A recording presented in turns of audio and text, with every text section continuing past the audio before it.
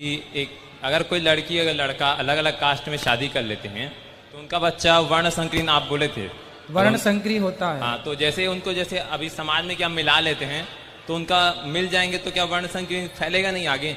इसका क्या उपाय रहेगा? आपकी शादी हो गई? नहीं तो आपका विचार है करने का? नहीं महाराज, क्या मेरा भाई वैसा किया है इसलिए मेरा सवाल था, और 2 साल पहले शादी नहीं किया था इसलिए मेरा सवाल था।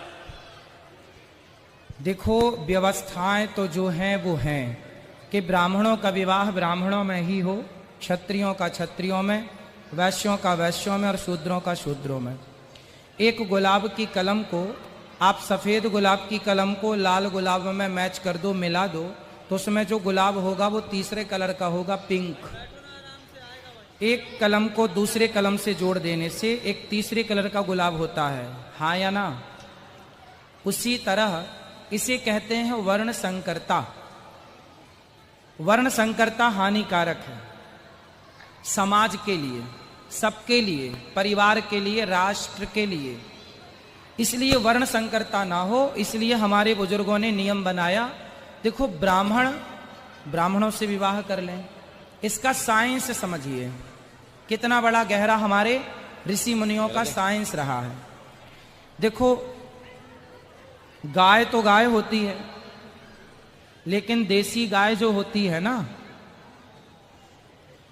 और एक होती है जर्सी। एक छोटा सा साइंस समझिएगा, आप ही उत्तर दीजिएगा भी। यदि हम देसी गाय को जर्सी के नंदी के साथ यदि उस गाय को गर्भवती कराएं और उस गाय के जो बच्चा होगा, अब वो बच्चा देसी होगा या जर्सी होगा? बोलो क्या होगा? माता देसी गाय है और उसका बाप जर्सी का है।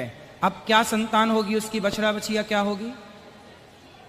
मिक्स होगी, मिक्सअप होगी। ना वो जर्सी रह जाएगी ना वो देसी रह जाएगी। बस यही है कि ब्राह्मण पिता है और क्षत्रिय लड़की है, इनकी जो संतान होगी ना वो ब्राह्मण है ना वो क्षत्रिय है, वो वर्ण संकरी है। तो महाराज जी, जैसे तो ये व्यवस्था आने वाले समय में हानिकारक है। देखो ना, हमारे देश में जब मुगल आए तो मुगल कोई स्त्रियां लेकर थोड़ी आए थे।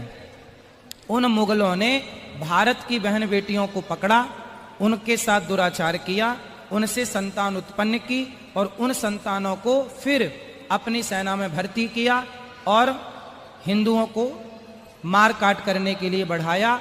वही वर्ण संकरता आज भी भारत में क्या है? ये उसी वर्ण, ये जो दंगे फसाद हैं